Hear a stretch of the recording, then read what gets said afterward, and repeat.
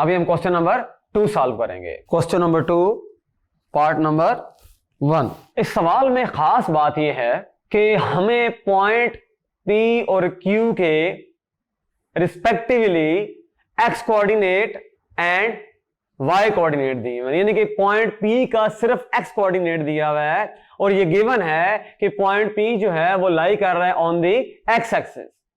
तो ऑब्वियसली इसका जो y कोऑर्डिनेट होगा वो 0 होगा और जो पॉइंट Q है उसका हमको सिर्फ y कोऑर्डिनेट दिया हुआ है और वो लाई कर रहा है ऑन द y एक्सिस। इसका मतलब ही हुआ कि उसका जो x कोऑर्डिनेट होगा वो 0 होगा। Since P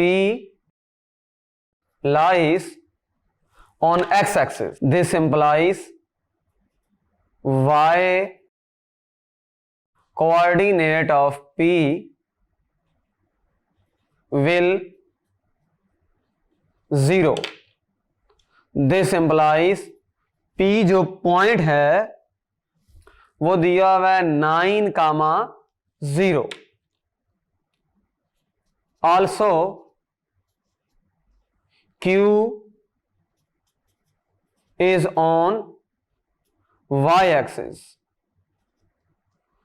This implies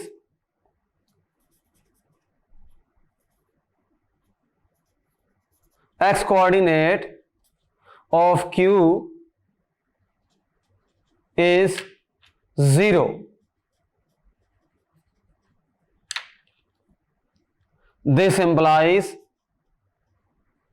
Q जो है उसके जो कोऑर्डिनेट्स हैं वो 0 एंड 7 हैं। अब हमने डिस्टेंस निकालना है PQ।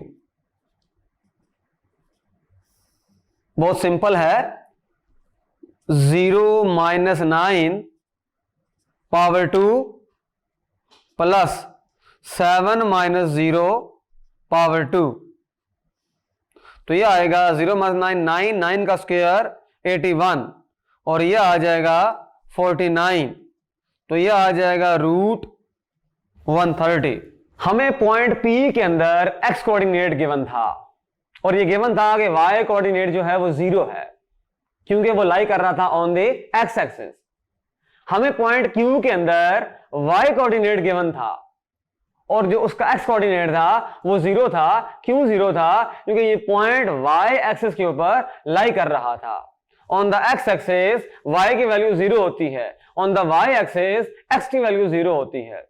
हमने पॉइंट्स को मुकम्मल किया, P और Q के कोऑर्डिनेट्स हमारे पास आ गए, हमने अप्लाई किया डिस्टेंस फार्मूला और हमारे पास आंसर आ गया। Thank you.